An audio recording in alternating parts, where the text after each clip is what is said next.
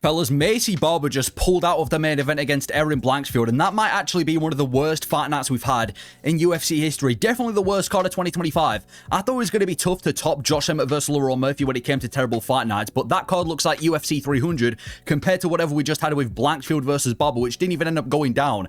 That might have been the worst fight night in UFC history. I can't even believe I'm doing a breakdown for this and stayed up until 6 AM UK time. The UFC's a disgrace, but we'll break down the fights that actually took place. Fuck the UFC. Rayanne Santos versus Ardelean. Unironically, one of the best fights on the card. This was, I mean, they were both trading in the pocket. Ardelean and Rayanne Santos, they were both walking forward, both trading in the pocket. Ardelean looked massively improved. She was absolutely piecing up Rayanne Santos for the time that the fight lasted. 15 minutes of just pure trading in the pocket. But yeah, absolute banger. Not even just for women MMA standards. I won't be surprised if these guys get a bonus on this card.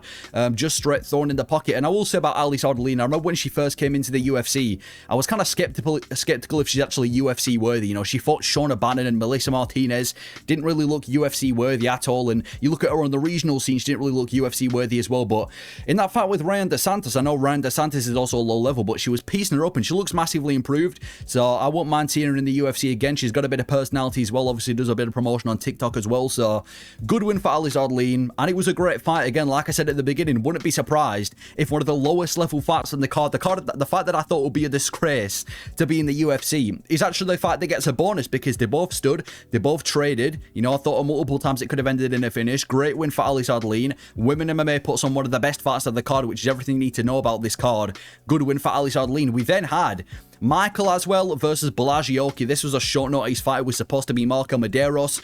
Michael Aswell steps in on 5 days notice against Bolaji. Another pretty good fight as well. Bolaji was kind of walking forward and breaking down Michael Aswell with the striking. Michael Aswell looked pretty crisp in the first round, but after that he was completely gassed out, and it was just Bolaji piecing up Michael Aswell.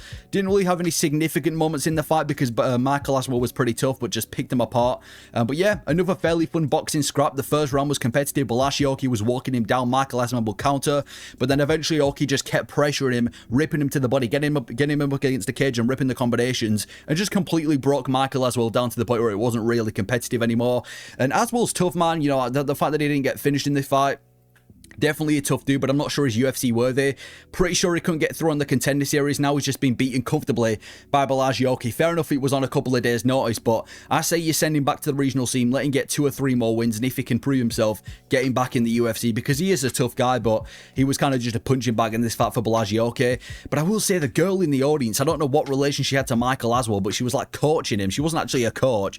She might have been his wife or something, but it's got that Eddie Alvarez wife energy, just screaming in the audience, saying, "Go on, Mike," whatever she was saying, trying to instruct him as if she knows what to do. I can't, like, imagine being a fighter, you're getting pieced up in the apex in front of everybody, and your wife screaming in the back, giving you instructions. I'd be like, just shut up, get the fight over and done with. Anyway, Bolaji pieces him up, that's all you need to know.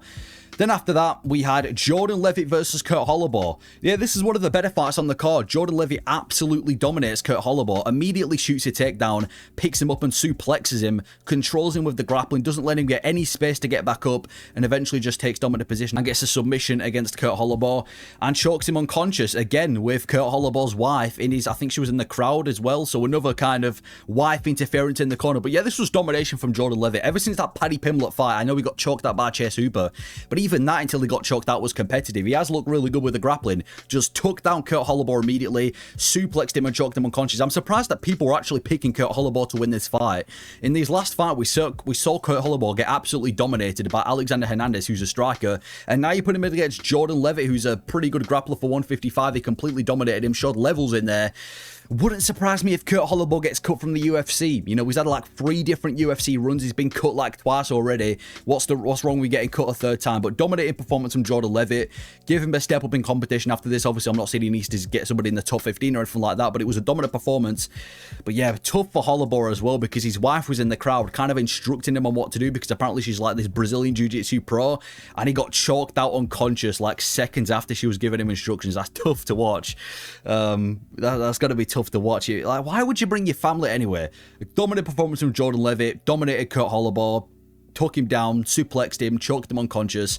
That's all you need to know. Then we had Nascimento versus Jafel Filho, another really good grappling fight. This was pretty dominant early on in the first round for Jafel Filho, was taking down Nascimento. It was looking like he was going to ride out the rest of the fight that way, but eventually Nascimento reverses him in the second round and just kind of controls Jafel Filho for the second and the third round. Doesn't really do anything significant, doesn't rain down ground and pound, doesn't really get any, come close to getting this. Well, he actually did come close to getting a submission, but yeah, this was one of the highest level grappling matches I've seen in a while, and you knew that when we were coming into this fight. You've got Jafel Filho, heavy submission artist, Nascimento, heavy submission artist. You put those guys against each other, it's going to be a grappling match, so we knew there was going to be something like that coming into it. And to be fair, if you're a fan of grappling, this fight didn't disappoint. It was very back and forth. They both had their moments. I would have liked to see a little bit more from Nascimento, where he had top position, maybe raining down ground and pound or looking to finish the fight. He kind of just looked like he was trying to ride out and get a decision win, but he still won the fight in pretty dominant fashion. Yeah, Filho dominated the first round, made a mistake. Nascimento made a comeback. Filho looked like he kind of gassed out. But yeah, this is a great win by Nascimento. Probably deserves somebody in the top 15 sooner, soon, but he's going to make 125. He missed weight by, I think, 1.5 or 2.5 pounds, which obviously he can't be doing. It is huge for the flyweight division as well. He was way bigger than Jafel Filho, and he's always bigger. I think he's like 5'10", which for the flyweight division is a pretty big height. I mean, what Sean O'Malley's like 5'10", 5'11", and he's huge for the bantamweight division. So that tells you everything you need to know about Nascimento. So if he can make weight, if he can make 125, it's going to be a problem. One of the best grapplers in this division. I think you give him someone in the top 15. I know flyweight's kind of a stacked division right now. Maybe given the winner of Lonnie Kavanagh and Charles Johnson, I'm not sure, but good grappling matchup. Good performance from Nascimento. Just completely reversed and dominated. They didn't dominate, but controlled Jafel Filho for the second and the third round. Good win for Nascimento. We then had Zachary Reese versus Dusko Todovoric. This was one of those fights where at the beginning, before the fight took place, you were almost guaranteed it was going to end in a finish, and that wasn't the case. It was a very slow-paced fight. Not necessarily a boring fight. It wasn't awful, but it was a very, very slow pace, and they were kind of just both ripping to the body, both landing shots on each other, but like I said at the beginning, they were both completely exhausted. Massively underwhelming. I thought this fight was going to end in a finish, whether it be from Dusko Todovoric, whether it be Zachary Reese. I thought, two guys that have a lot of knockouts on their resume, two guys that have been finished quite a few times. I thought there was no way this was going to go to a decision, and it did. It went the distance, and it wasn't the best fight either. I mean, both guys were exhausted after the first round. The first round, Dusko Todovoric takes down Zachary Reese. Zachary Reese gets back up and starts ripping and just starts landing shots on Dusko Todovoric. But then after that, they were both just absolutely exhausted. Their stamina's fucking awful. They were both completely done, and it was kind of just from the second round onwards, both of them gassed, hands low, and then just kind of taking turns hitting each other. It wasn't even like combinations as well. They were just singular shots. Zachary Reese lands a jab, Dusko Todovoric lands a counter, Zachary Reese lands a nice body kick, and it was kind of just a repeat of that. And they were both just landing. Don't get me wrong, it wasn't like they were both just staring at each other. They were both landing shots, taking turns, but very, very slow pace. Kind of disappointed in both of them as well. Like I said at the beginning, thought this was going to be a finish, thought this was going to get a bonus. Clearly not. I mean, it might get a bonus because, like I said at the beginning, this card was so shit. We had about, 9-8 fights on this card. Any decent performance is probably going to get a bonus, but good win for Zachary Reese, I guess. Beats Dusko Todovoric. Probably should have got a finish, but it is what it is. Low-level middleweights, what do you expect? Then after this, we had Ketlen Vieira versus Macy Chiasson. Just as I expected. Bit of a boring fight. Ketlen Vieira just dominates Macy Chiasson with the wrestling, takes it down, gets dominant position, rains down ground and pound occasionally, and just rides out a decision win. And yeah, Macy Chiasson has absolutely awful fight IQ. It was a snooze fest though. Nothing really significant happened. It was all right on the feet in the first round because we saw Ketlen Vieira start to land a couple of combinations on Macy Chiasson, but every grappling exchange, nothing really happened. Ketlen Vieira would take it down, rain down ground and pound occasionally, then just go back to laying in position and getting the control time. But Chiasson has the fight IQ of Michael Chandler. She's got to be a bit of a sped. There was a point, I think it was in the second or the third round, where she gets to her feet and then shoots a takedown on Ketlen Vieira. Why are you grappling? You're a rangy striker. Why are you trying to grapple with Ketlen Vieira, who's just dominated you for nearly 2 rounds? What are you doing? She's got awful fight IQ, and then to put herself in awful positions, and then decides to go for it with 10 seconds left. You were supposed to be doing that from the get-go. You were supposed to be putting the pressure on Ketlen Vieira from the get-go. She starts to do it when there's 10 seconds left, and then raises her hands at the end as if she won the fight. You got dominated 30-27, Ketlen Vieira, and she raises her hands at the end of the fight as if she come close to winning. That was a dominant performance from Ketlen Vieira. I think she was an underdog who I picked to win as well, so good performance from Ketlen Vieira. Still in title contention. I think maybe you do Raquel Pennington versus... Oh no, they've already fought, haven't they? I don't give a fuck who she fights. Just give her give her somebody the top 10. If she wins, get her a title eliminator. I'm not bothered. It's women MMA. What do you want me to say? Dominant performance from Ketlen Vieira. After that, we had Dustin Jacoby versus Bruno Lopes. This is where the card kind of started to heat up, and I had a bit of hope for this card. Dustin Jacoby knocks out Bruno Lopes in the very first round. Just shows him levels. Goes out there, shows that former glory kickboxing skill that he has, and completely dominates Bruno Lopes. Gets him against the cage. And they both just start trading. It reminded me of Alex Morono versus Carlos Leal. They both just start swinging back and forth. But yeah, this was no match. Jacoby just completely unloads on Bruno Lopes, drops him, and eventually slumps him out cold in the very first round, just over a minute. But yeah, just demolished Bruno Lopes, wobbled him, got him against the cage, clinched for a little bit, and then just started swinging and knocks out Bruno Lopes. This was way too big of a step up for Bruno Lopes. He got a good win in his UFC debut against Magomedov, and to be chucked in there against Dustin Jacoby, a veteran, a guy that's a former glory kickboxing fighter, coming off a knockout win of a Vito Petrino. This was a way too big of a step up in competition. And there's an argument to make that you can give Dustin Jacoby someone in the top 15. I know losing to Alonzo Menifield is quite a bad look, but he's on a 2-fight win streak in the light heavyweight division. He's knocked them both out.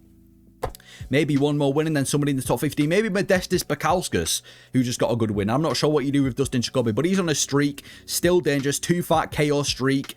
One of the best kickboxers at light heavyweight right now. I know he's a bit chinny and he's grappling and he's just not that. He's a bit of a rusty fighter, but he's still got the skill. Just to split against Bruno Lopes. Too big of a step up in competition. Dustin Jacoby gets the job done. Absolute marauder. Wobbles and knocks out Bruno Lopes. Again, probably going to get a bonus. He was one of the few guys to actually... I think... Was this the only KO of the card? I think this might have been the only knockout of the entire card. So, fair play to Dustin Jacoby. Only knockout on the entire card. Probably going to get a bonus. Is what it is. 2-fight winning streak. Let's fucking go, Jacoby. Then we had... Billy Ray Goff versus Ramiz Brahimaj. Yeah, Brahimaj gets a first round submission over Billy Ray Goff. Not really too much to talk about. He shoots a takedown immediately. Takes down Billy Ray Goff. They separate. He shoots a takedown again. Gets the back of Billy Ray Goff and eventually submit. I think it was a ninja choke. Gets the ninja choke over Billy Ray Goff. Billy Ray Goff escapes for like a second. He then locks the ninja choke back in within like 2 seconds. Billy Ray Goff is unconscious. Immediately as well. But yeah, Brahimaj just sleeps him super fast, unconscious. He got the referee cam as well, so you could see up close the unconscious body of Billy Ray Goff. But yeah, impressive run for Ramiz Brahimaj. He was a bit of a win-loss fighter in the UFC, but he's kind of picked up the momentum now. Knocked out Mickey Gall in November last year, and now he's just submitted Billy Ray Goff in the first round. He has got some potential in the welterweight division. But yeah, if he can go far, if he can work on his grappling, if he can work on his stand-up, I think Ramiz Brahimaj can go far in this division. I see him as like a better version of Auburn Elliott. Everybody keeps talking about Auburn Elliott. I think these guys were scheduled as well for this card. Everybody keeps talking about Auburn Elliott. Auburn Elliott's a decision grappler with mid-striking. I know we just knocked out Basil Hafez, but Basil Hafez's a fucking bum. You do Ramiz Brahimaj versus Auburn Elliott. I'm going to lean towards Brahimaj winning this fight. I can see that dude potentially cracking, maybe not cracking the top 15, but getting a shot at the top 15 because he's a legit grappler. Clearly just got, pretty decent grappling, and his striking is improved tenfold as well. Solid performance from Brahimaj. The Octagon interview was way too long. It was like a fucking 10-minute Octagon interview, but it's what it is. Got a good win. 2-fight winning streak now. Both first round finishes. Good for him. Billy Ray Goff, fun fighter. Low-level welterweight fighter. That's all I've got to say. And then we had the main event, Mateusz Gamrot versus Ludovit Klein, which, to be honest, isn't that bad of a main event. If there was going to be a fight, I think most people would conclude that Mateusz Gamrot should have been a main event over fucking Blackfield and, I can't remember her name, Macy Barber. But it was a pretty solid performance from Mateusz Gamrot. Absolutely dominated Ludovit Klein, who was hyped up for having solid takedown defense coming into this fight, and it was just dominated from Mateusz Gamrot. Took him down, controlled him, bullied him with ground and pound the entire fight. And yeah, just a complete dominant performance from Mateusz Gamrot, showing that he's him. Absolutely dominated Ludovit Klein. Just beat the fuck out of him. It was like watching Prime Khabib. off the get-go just took him down, controlled him with the grappling. Every single time Ludovit Klein would start to get back up, he'd grab the wrists and take him straight back down.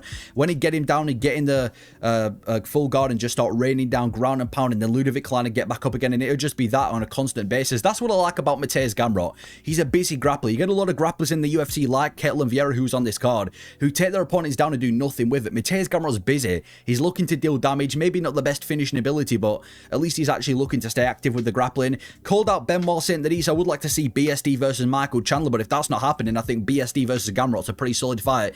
Bro, Gamrot deserves somebody in the top 5 if you think about it. He should be on a 5-fight winning streak now. Arguably beat Dan Hooker, just smoked Ludovit Klein. And now he's calling for, what's his name? Benoit Saint-Denis. This guy's got a win over Sarukian. He should be calling for the top 5. But Ludovit Klein, still a good prospect at 155. This was a massive step up in competition. To go from Roosevelt fucking Roberts to Mateusz Gamrot is a monumental step up in competition. Klein was pretty tough. Clearly the better striker in my opinion. He was very dynamic on the feet.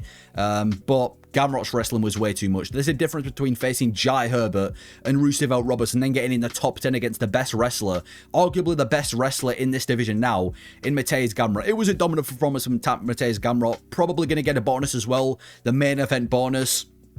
Good win from Gamrot. And yeah, that was it. The worst fight night in UFC history. We never got to see the main event between Blackfield and Macy Barber. It is what it is. That's my recap of the card. I hope I never have a card like this again. Good night. I'm going to sleep.